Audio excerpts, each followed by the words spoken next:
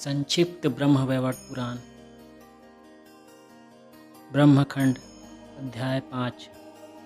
श्री कृष्ण का नारायण आदि को लक्ष्मी आदि का पत्नी रूप में दान, महादेव जी का दार संयोग में अरुचि प्रकट करके निरंतर भजन के लिए वर मांगना तथा भगवान का उन्हें वर देते हुए उनके नाम आदि की महिमा बताकर उन्हें भविष्य में शिवा से विवाह की आज्ञा देना तथा शिवा आदि को मंत्रादि का उपदेश करना। सौती कहते हैं, तदंतर श्री कृष्ण ने श्रेष्ठ रत्नों की माला के साथ महालक्ष्मी और सरस्वती इन दो देवियों को भी नारायण के हाथ में सादर समर्पित कर दिया। तत्पश्चात ब्रह्मा जी को सावित्री, धर्म को मूर्ति, कामदेव को रूपवती रति और कुबेर को मनोरमा सादर प्रदान की। इसी तरह अन्यान स्त्रियों को भी पतियों के हाथ में दिया। जो स्त्री जिस से प्रकट हुई थी उस रूपवती सती को उसी पति के हाथों में अर्पित किया। तदंतर सर्वेश्वर श्री कृष्ण ने योगियों के गुरु शंकर जी को बुलाकर प्रिय वाणी में कहा, आप देवी सिंहवाहिनी को ग्रहण करें। श्री कृष्ण का यह वचन सुनकर नीललोहित शिव हंसे और डरते हुए विनीत भाव से उन प्राणेश्वर प्रभु अच्युत से बोले, महादेव जी ने पहले प्रकृति के दोष बताकर उसे ग्रहण न करने की इच्छा प्रकट की। फिर इस प्रकार कहा। श्री महेश्वर बोले, नाथ मुझे गृहिणी नहीं चाहिए, मुझे तो मन चाहा वर दीजिए। जिस सेवक को जो अभिष्ट हो श्रेष्ठ स्वामी उसे वही वस्तु देते हैं।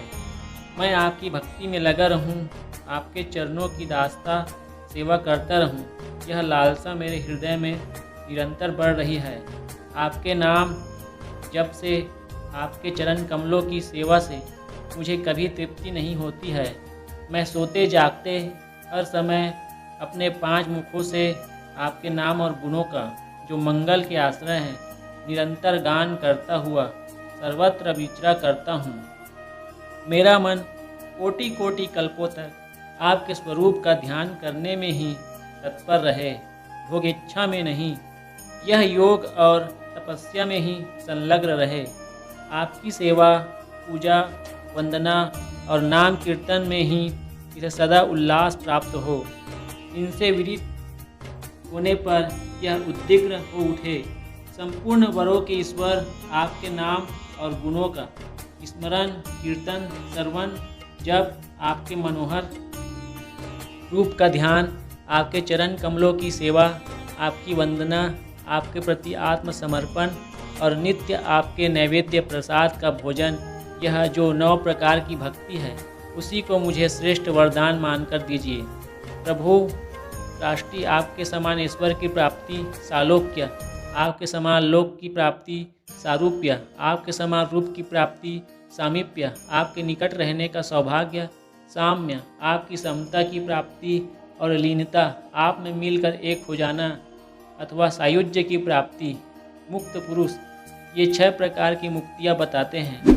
अणिमा, लघिमा, गरिमा, प्राप्ति, प्राकम्य, महिमा, ईशित्व, वसित्व, सर्वकामना वसायिता, सर्वज्ञता, दुर्श्रवण, परकाय प्रवेश, वाक सिद्धि, कल्प विक्षत्व, सृष्टि शक्ति, संहार शक्ति, अमरत्व और सर्वाग्रहण्यता, ये 18 सिद्धियाँ मानी गई है।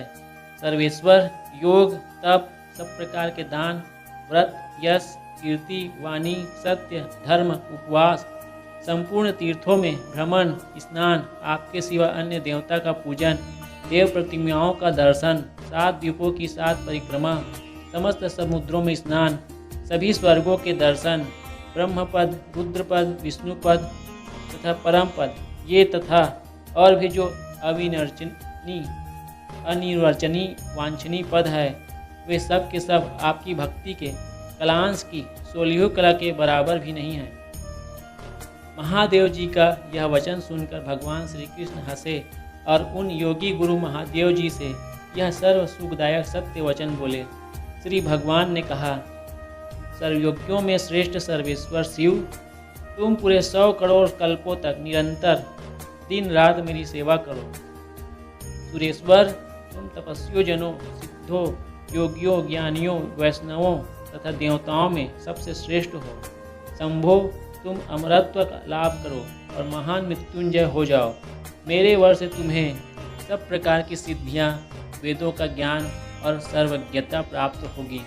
वत्स, तुम लीलापूर्वक असंख्य ब्रह्माओं का पतन देखोगे। शिव, आज से तुम ज्ञान, तेज, अवस्था, पराक्रम, यश और तेज में मेरे समान हो जाओ। तुम मेरे लिए प्राणों से भी अधिक प्रिय हो। तुमसे बढ़कर मेरा कोई प्रिय भक्त नहीं है। शिव, तुमसे बढ़कर अत्यंत प्रिय मेरे लिए दूसरा नहीं है। तुम मेरी आत्मा से बढ़कर हो। जो पापिष्ट, अज्ञानी और चेतनाहीन मनुष्य तुम्हारी निंदा करते हैं, वे तब तक कालसूत्र नरक में पकाए जाते हैं जब तक चंद्रमा और सूर्य की सत्ता रहती है। शिव, तुम 100 कोटि कल्पों के पश्चात शिवा को ग्रहण करोगे। मेरा वचन कभी व्यर्थ नहीं होता, तुम्हें इसका पालन करना चाहिए। तुम मेरे और अपने वचन का भी पालन करो। शंभो, तुम प्रकृति दुर्गा को ग्रहण करके दिव्य सहस्त्र वर्षों तक महान सुख एवं श्रृंगार रस का आस्वादन करोगे, इसमें संशय नहीं है। तुम केवल तपस्वी नहीं हो, मेरे समान ही महान ईश्वर हो। जो स्वेच्छामय ईश्वर है वह समय अनुसार गृही, तपस्वी और योगी हुआ करता है। शिव, दार संयोग, पत्नी परिग्रह में तुम्हें जो दुख बताया है उसके विषय में मैं यह कहना चाहता हूँ कि उल्टा स्त्री ही स्वामी को दुख देती है, प्रतिवर्ता नहीं।